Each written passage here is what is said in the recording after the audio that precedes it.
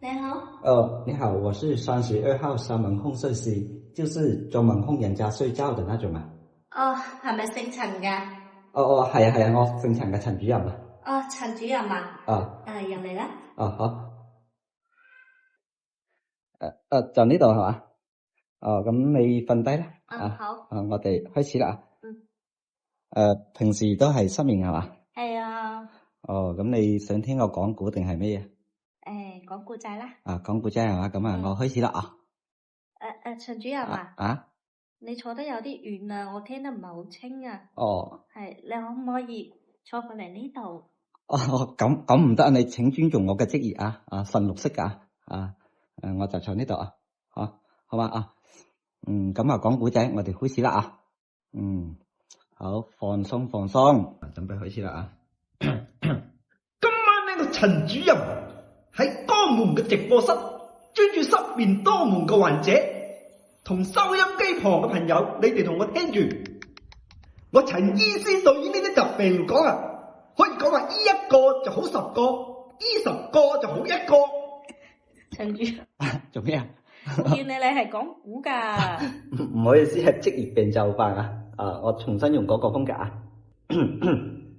原文追續書接嘅上一回，話說武大郎當年被潘金蓮餵下毒藥，並無身亡。武大郎冇死？係冇死啊。原文好似唔係咁講噶喎。覺得係原文啫。原文話原文，我講啊，冇駁過，繼續聽你就明噶啦啊。係。話說武大郎當年被潘金蓮餵下毒藥後，西門慶為了毀屍滅跡，將武大郎拋屍於黃河中。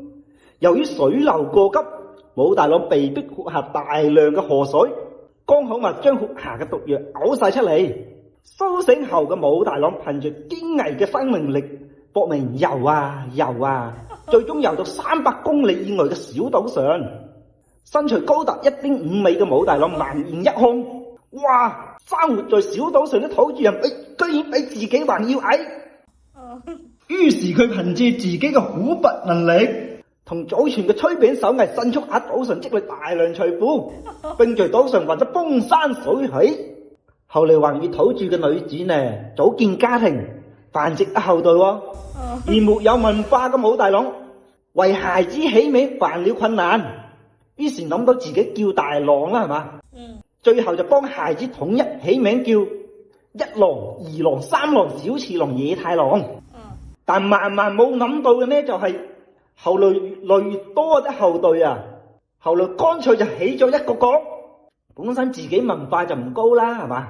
佢就單自己識幾個字，所以文字大多數為偏旁。國旗直接係將嗰個炊餅嘅圖案就印上去啦，為你更加注目。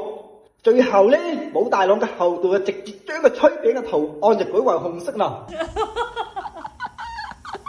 一隻圓形嘅，好似啲太陽仔咁嘅呢。而家你明白啦，係嘛？唔得停。做咩啊？唔得停。冇你跟我嚟。我唔入房，我唔入房啊！純綠色哎呀！